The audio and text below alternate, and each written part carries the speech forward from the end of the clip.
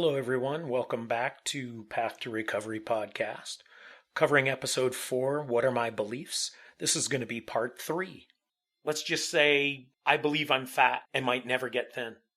This belief, this core value, is very harsh and probably not true. The question you have to ask yourself is, why do you believe you're fat? Why do you believe you can never do anything about it? Let's take a look at the first part of that. I believe I am fat. Ask yourself one simple question. What does being fat mean to you? Sit on that for a little bit. Try to figure out what being fat means to you. There's a lot of negativity behind it, but you've got to clarify it in your mind what it truly means to you. And do you tend to judge yourself to be a certain way? Do you compare yourself to others? Are you setting your expectations for yourself at an unreasonable or unattainable level? Do you believe you're not worthy of something? Recognizing how we believe in ourselves, it kind of goes hand in hand with how we feel about ourselves or others. Keep that in mind. So let's think of this next step. In your mind, have you ever shown happiness at any point in life during this time you believed you were fat?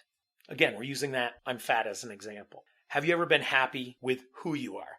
Like maybe you're a really good friend. Isn't that something to be happy about? Isn't that something to be saying, you know what? I might have issues with my body, but darn it, I can always be counted on for my friends. Have you ever been told by someone that they love you? If you answer yes to that, then your beliefs can be changed when you need them to. Because folks, if you take a look at just the concept of being fat, there's a lot of negativity around it. But if you're already a loving, caring person, and even during this time period where you're having struggles with your weight or your body or whatever other physical thing you have going, if you can still say that you're a good person, then guess what? You can change your belief system because somewhere along the lines, you're believing that you can't get thin or you can't get in shape or you can't be healthier. So it's your belief that needs to be changed. And you now know that you have the skill set to be able to change those beliefs. So how you see yourself or how you feel about yourself is only what you want it to be. If you desire depression, anxieties, doubt, guilt, shame, your beliefs will be exactly that. If you desire happiness, abundance, peace, love, then your beliefs are in alignment with those outcomes. If you truly and deeply desire to stop sliding down the waterfall of addictions, then you can change what you believe. You can change the fact that you think you deserve to be fat and you don't deserve to be healthy. You can change that to a I deserve to be. Believe you do not need drugs. Believe you can be happy. Believe you will have a roof over your head.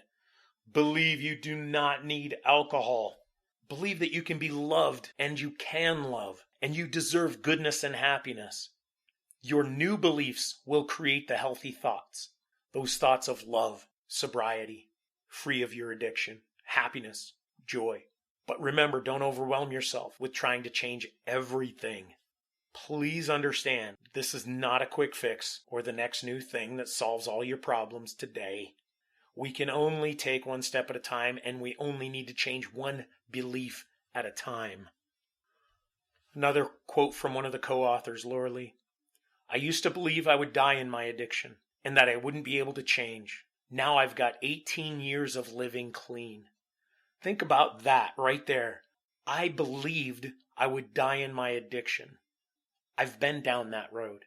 I was clear. I wasn't doubting. I was clear that I was going to die in my addiction. I too have reached 17 years of being sober because of what I believe. It makes a difference in our entire lives when we can actually create the positive belief system, the high energy belief system, the loving, caring belief system. How do we change a negative belief? The process itself is pretty simple. It just seems kind of difficult to commit to actually changing. That's one of the main reasons why we don't do anything, is because we see the path as being too hard. That's too much effort. Think about this, folks. It takes us a certain period of time to get into where we are today. It took me about 40 years to be completely addicted and to be in despair. So for me to be able to approach that when I was starting my healing, to think, oh yeah, 2 days, I'll be done. That's foolish. That's just unrealistic. So we have to know there's got to be a dedication to this. This is that desire part. Change for lots of people is scarier than keeping our addictions. A lot of people fear change to the point they make themselves sick over it. Depending on what you're changing, it can be painless. Or, if you choose, it can be painful. We need to know that the pain level is purely a belief that pain is actually associated with change. That in itself is a belief, folks. If you believe change comes with pain, then you're going to experience pain. Again, our beliefs will dictate those thoughts and those actions. So if you believe in your heart of hearts that change is good and change will not bring pain, but it'll bring healing, then it's the step you need to start. So let's get into recognizing our negative beliefs. So the first thing we want to do is to try and recognize a belief that you want changed. I always tell everybody, write it down. Write it down so you can see it. Instead of relying on a brain that already has conflict, write it down and see what it is that's holding you back. Be as vague as you need to be if you don't have an easy time focusing.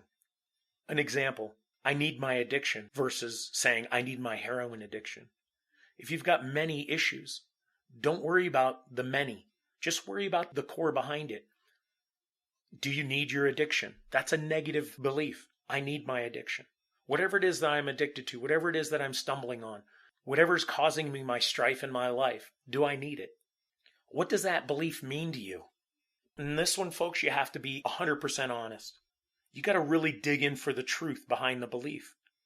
And you may have to look many levels down to find the root behind the belief. I can't pay my bills. Well, why is that? Because I don't have a job? Well, why don't you have a job? I got fired. Well, why did you get fired? I told my boss to kiss off. Well, why did you do that? Because I hated working for him. And why did you hate working for him? Because they always yell at me. Well, why do you think they always yell at you?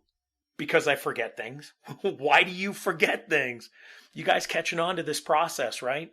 I didn't just say, hey, I can't pay my bills. Poor me. It was, I can't pay my bills, but why can't I pay my bills? We're pulling it down and dissecting this problem or this thought. In this case, it's a belief. What's the root behind the belief? Well, it isn't that I can't pay my bills. When you look past all of that stuff, it's you actually forget things at work, which in a business, the boss has every right to expect you to remember things. So the fact that you don't like your boss finding out that you forget things kind of bothers you. There's a deeper meaning behind why you forget things too. So we can dig as deep as you need to. These things should be written down with each one of your beliefs, those negative beliefs, and just dissect it one layer at a time. We need to look deeper into each answer to find out why the answer is true. As I went through the dissection, you can probably rewind this to find out what it was, but as I went through it, you may notice that we began to see the pattern in our thoughts. As I mentioned earlier, our thoughts are driven by our beliefs. Once you find the core belief, you can then evaluate it to see if it belongs or if it's not part of your healing process. When you get as deep as you can into your core beliefs, when you pull apart those negative beliefs, you're going to begin to see the need for change. And you may end up actually finding that your belief stemmed from a childhood memory or any emotional event that's happened to you in the past. We also tend to recognize a lot of traumatic moments that create our new beliefs as we build them up in a protection sort of manner to protect ourselves from experiencing those same traumas again.